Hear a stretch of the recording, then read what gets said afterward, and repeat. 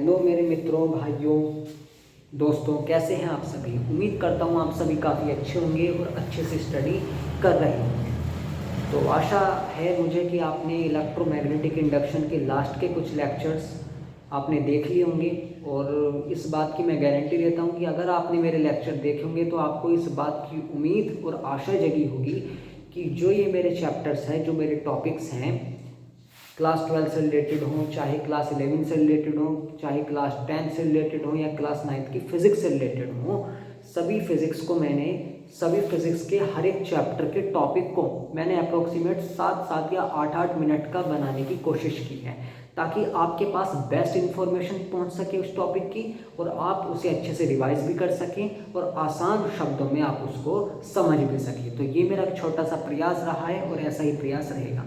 बड़े बड़े वीडियो तो दुनिया ने डाल रखे हैं, बड़े बड़े भाई, आपने चाहे वो फेरेडेज इंडक्शन हो, चाहे क्लास 9 के जो है force and laws of motion के टॉपिक्स हो, मास एंड वेट हो, या बोल दो कि साउंड प्रोपगेशन वगैरह हो, तो मेरी कोशिश यही रहती है कि आपके पास बेस्ट कंटेंट पहुंचे और बहुत छोटे समय में पहुंचे, और अच्छे से आप लोग जो है उसका रिवाइज कर सकें, उसको पढ़ सकें, समझ सकें। तो चलिए, नया टॉपिक आता है क्लास 12 का, जिसका नाम क्या है भाई, self inductance of long solenoid. ठीक है, अब हमने सेल्फ इंडक्टेंस लास्ट वीडियो में फाइंड किया था क्लास 12 की। ठीक है, तो अब इसमें उस लॉन्ग सोलिनॉइड का हम लोग सेल्फ इंडक्टेंस फाइंड करने वाले हैं। तो अगर मैं बात करूं लॉन्ग सोलिनॉइड यानी कि लंबा सोलिनॉइड है एक, ठीक है, तो उस जिसके ऊपर काफ़ी जो है टन्स होते हैं कॉपर वगैरह के, है ना, वो जो उसके अंदर एक कॉपर का वो होता है वायर, है ना, उसको इस तरीके से उसमें टन्स लपेटे हुए होते हैं, है ना, सर्कुलर टन्स। तो वो लॉन्ग सोलिनॉइड क्या होता है बेसिकली, अगर हम यहाँ मैं आपको जानने का प्रयास कराऊँ तो लॉन्ग सोलिनॉइड होता है एक ऐसा सोलिनॉइड, ठीक है, जिसकी लेंथ ज़्यादा हो एज कंपेयर टू उसकी क्रॉस सेक्शनल एरिया से। ठीक है, उसकी लेंथ इज ग्रेटर देन उस क्रॉस सेक्शनल एरिया। ठीक है, ये चीज़ हो। ठीक है, ये तो मैंने वैसे ही बना दिया। ठीक है, ये मैंने आपको समझाने का प्रयास किया। अब देख लो, यहाँ पे पढ़ लो आप। A long solenoid is a one whose length is large as compared to its area of cross section. The magnetic field, अगर उस सोलिनॉइड के अंदर, अगर किसी भी पॉइंट पे हम लोग उसको जो है उस सोलिनॉइड के अंदर अगर मुझे कोई मैग्नेटिक फील्ड फाइंड करनी है, तो मैं एक फॉर्मूले से करूँगा जिसका नाम है mu naught N I upon L. ठीक है, mu naught N I upon L. और magnetic flux through each turn of solenoid इतना होता है मैग्नेटिक फ्लक्स। तो मेरे भाई, अब मैंने बी का क्या निकाला, उस सोलिनॉइड के हर एक पॉइंट पे अंदर, ठीक है, हर एक पॉइंट पे नहीं, उसके अंदर सोलिनॉइड के अंदर जो मैग्नेटिक फील्ड होता है वो होता है mu naught N I upon L. ठीक है, तो मैं पुट कर दूंगा कि mu naught N I upon L into A. ठीक है, multiplying by N on both sides. ठीक है, सॉरी ये, ठीक है, तो multiply by N on both sides, नीचे लिख देंगे multiply by N on both sides. तो एन फाइव बराबर N into mu naught N I upon L A. ठीक है, सेल्फ इंडक्टेंस क्या पढ़ा था हमने, phi is equal to L I पढ़ा था शायद हमने, है ना, शायद नहीं यही पढ़ा था, है ना। तो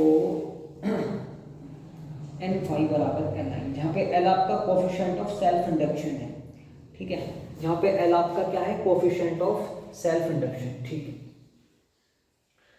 तो मैं क्या करूँगा, फाई बराबर एल आई हो जाएगा, एन बराबर एल आई।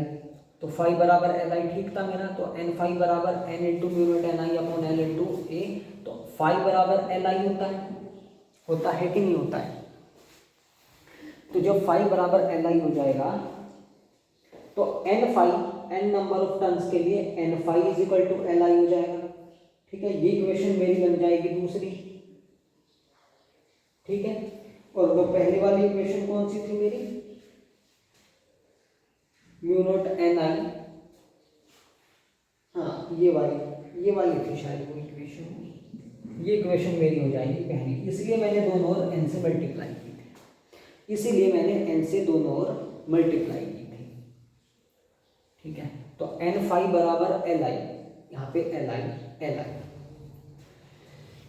तो अब क्या करेंगे हम लोग, n फाई की भी वैल्यू ये है, इन दोनों को इक्वल कर देंगे क्योंकि n फाई की वैल्यू ये है। तो Li बराबर n into mu naught n i upon l into A, I से आई खत्म, आई से आई कैंसिल, यानी कि तो l बराबर यहाँ पे छोटा सा मेरा एक रिजल्ट निकल के आया, l is equal to n into mu naught n की n में तो n square, mu naught n into n square upon l into ए।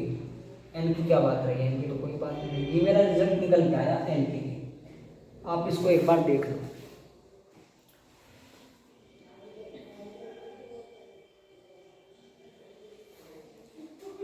म्यू नॉट n स्क्वायर ए को भी चाहे अंदर ही प्रवेश करा दो, मतलब इसका वही है, ये तो निकल के आ गया मेरा। ठीक है, इसको आप एक बार देख सकते हैं। तो ये हमारा एक छोटा सा टॉपिक था और एक फॉर्मूला भी है, क्या था, L is equal to mu naught mu R n square A upon L। ठीक है,